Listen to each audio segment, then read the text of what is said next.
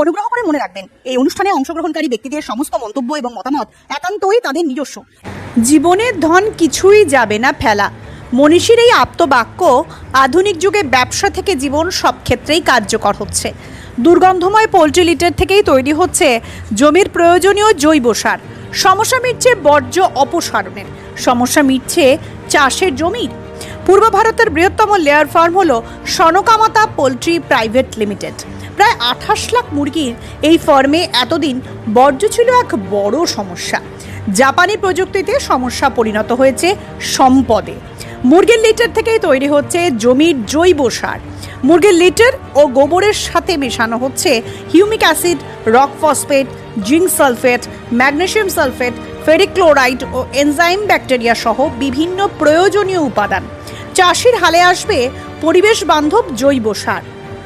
রাসায়নিক সারে জমি অনুর্বর হবার ভয় নেই, কীটনাশকের দুশ্চিন্তা নেই। এসএমপিএল গ্রুপ সারের ব্র্যান্ড নেম দিয়েছেন জৈবিক আহার। প্রোডাক্টের ক্যাচলাইন হলো অন্নদাতার গৌরব, জৈব মাটির পরিচয়। ফার্টিলাইজার প্ল্যান্ট ম্যানেজার সার্থক জানা পোল্ট্রি নিউজের ক্যামেরার মুখোমুখি হয়ে ব্যাখ্যা করলেন জৈব সার প্রয়োগের বিধিসম্মত পদ্ধতি।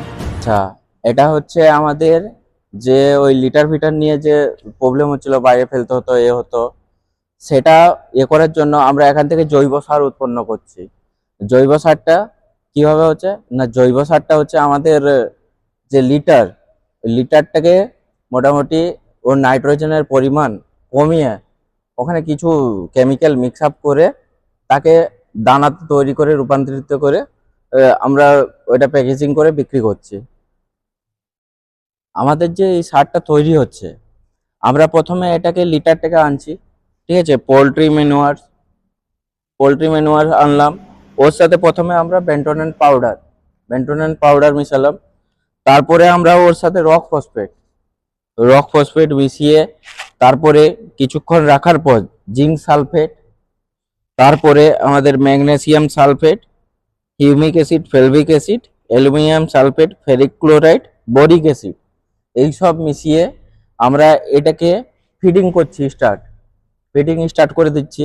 এটাকে মিক্সিং করে ফিডিং স্টার্ট করছি। তো এটা ফাইনাল প্যাকেজিং এখন তো আমরা ওইটা কি করছি না, মানুষের মধ্যে বিলিয়ে দিচ্ছেন না আমাদের স্যার মিনিমাম ওই 100 টনের কাছাকাছি মানুষের মধ্যে চারদিকে বিলিয়ে দিচ্ছেন, যাতে জিনিসটা পেয়ে মানুষ জানুক যে কি আসছে। আমরা এমনিতে অনেক কিছু রিপোর্ট পাচ্ছি যে ভালো কাজ করছে নাকি র মেটেরিয়ালটা ওটা। আর এটা হয়তো সম্ভবত এই কয়েকদিনের মধ্যে চালু হয়ে যাবে, আমাদের র মেটেরিয়ালটা পুরো প্রপারলি আমাদের চালু হয়ে যাবে। আমরা যে র মেটেরিয়ালটা ইউজ করছি ওটা এখানে এসে যে নোংরা, যেমন পাথর হয়ে গেল, ইট হয়ে গেল, কিংবা ওই যে নোংরা ঘাস ফাস, সবকে ক্লিন করে ওটা আবার রিসাইকেল বিনের জন্য হোলার ওয়ানে চলে যাচ্ছে। ওইদিকে আমাদের হোলার ওয়ান আছে, ওই হোলার ওয়ানে চলে যাচ্ছে, যেটা আমাদের ক্লিন হয়ে যে মেটেরিয়ালটা বেরোচ্ছে আমাদের ক্লিন হয়ে এই কনভেয়ার বেল্টে হোলার 2-3-তে চলে যাচ্ছে। মানে ক্লিন স্কিন ওয়ানে মানে ক্লিয়ার হয়ে মেটেরিয়ালটা হোলার 2-3-তে চলে যাচ্ছে। হোলার 2-3 থেকে আমাদের র মেটেরিয়ালটা চলে যাচ্ছে ড্রাম ওয়ানে। ওই ড্রামে হচ্ছে আমাদের স্প্রে পাম্পের সাহায্যে জল ইউজ করে আমরা ওইটাকে রাউন্ডিং করে ঘুরিয়ে দানা তৈরি করছি।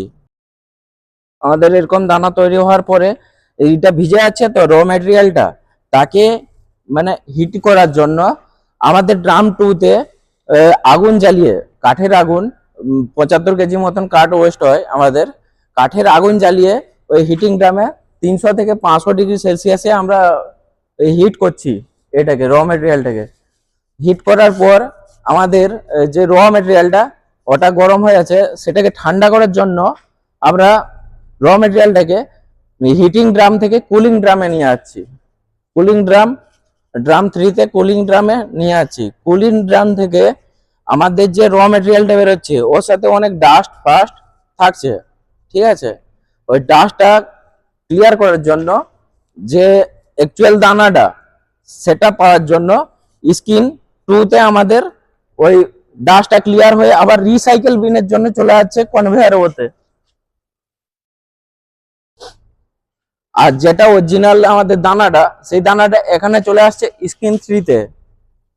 স্ক্রিন 3-তে আসার পর আমাদের স্ক্রিন 3-তে ক্লিন হয়ে আমাদের যে মূল দানা, সেই র মেটেরিয়ালের দানাটা সেটা চলে যাচ্ছে ফাইনাল হপারে, আর যেটা বড় দানা সেটা আবার রিসাইকেল বিনের জন্য চলে যাচ্ছে কনভেয়ার 1-এ। SMPL গ্রুপের জৈবিক আহার অন্নদাতার গৌরব, জৈব মাটির পরিচয়। কি ভাবছেন জৈবিক আহারের ডিলারশিপ নেবেন? নিচের নম্বরে যোগাযোগ করুন 8389046529 অথবা 9083061004।